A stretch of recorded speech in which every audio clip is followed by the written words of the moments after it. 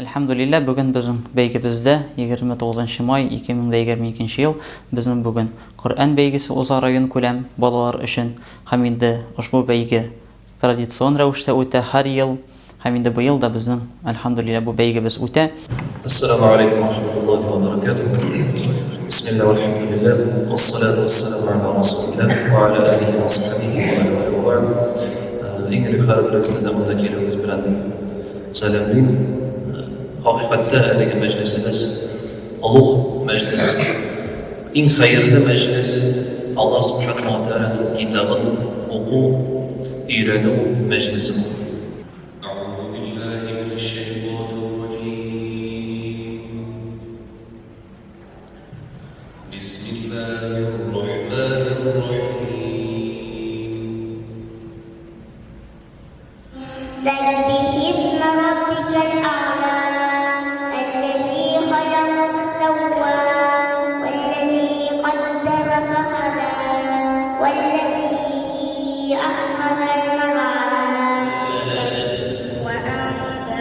Потому что в судный день, когда человек войдет в рай, этому человеку скажут: «Икра вартaqi вараттил». Человек войдет в рай и скажут: «Читай Коран так, как ты его читал в этой жизни, и возвышайся степенями, уровни свои поднимай».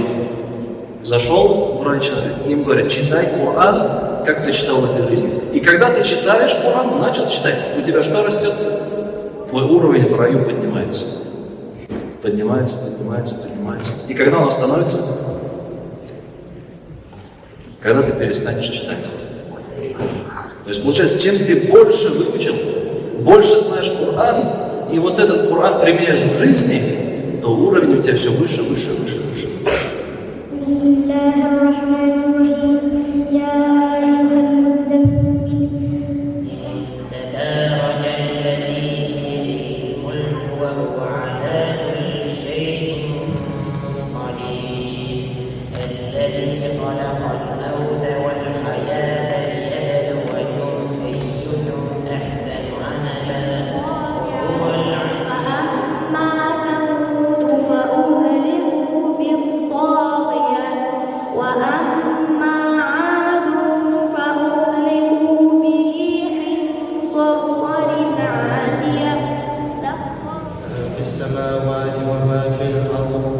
Быел безнең 60 малай катнаша һәм 40-тан артык кыз. Гомумән алганда безнең 100-дән артык бала бу бәйгедә бүген катнаша Аллаһның рәхмәте белән.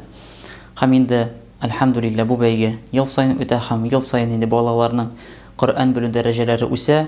Һәм без инде быел мәсәлән ясадык шундый юнәлешләр, 3 җүз белү юнәлеше ясадык.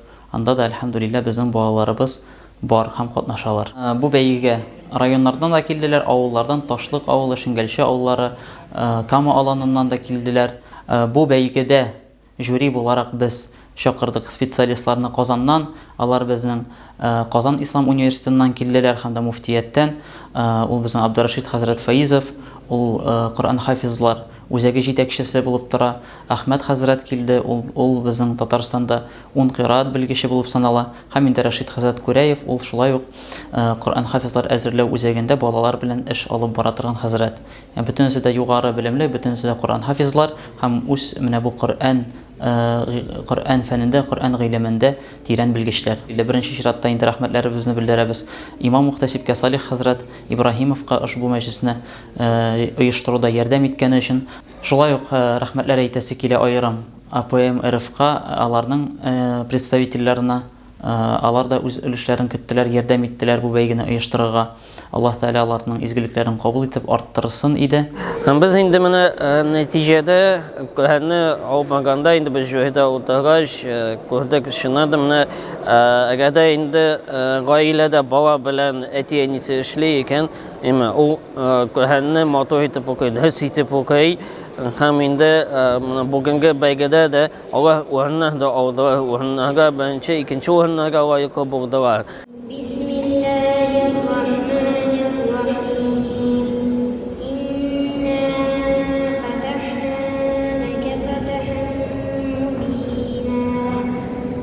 Һәм инде шулай Кая мәхәлләдә köhen bilen şugullanana köhenni iyatala şunday belgelerni de utkahenge boğa.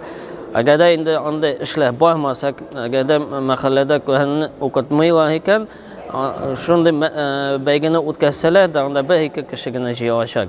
Munda subhanallah biz bir kobağa bugün koyduk.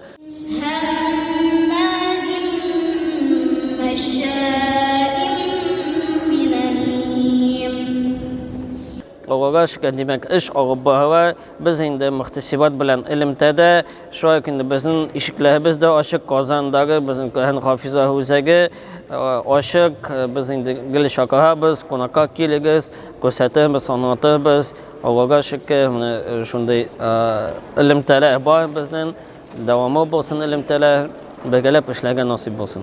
Здесь в центральной мечети прошел конкурс, было 7 номинаций, и участвовали дети до 16 лет включительно. Очень приятное впечатление осталось от конкурса, и очень приятно видеть большое количество участников, которые стремятся участвовать в конкурсе.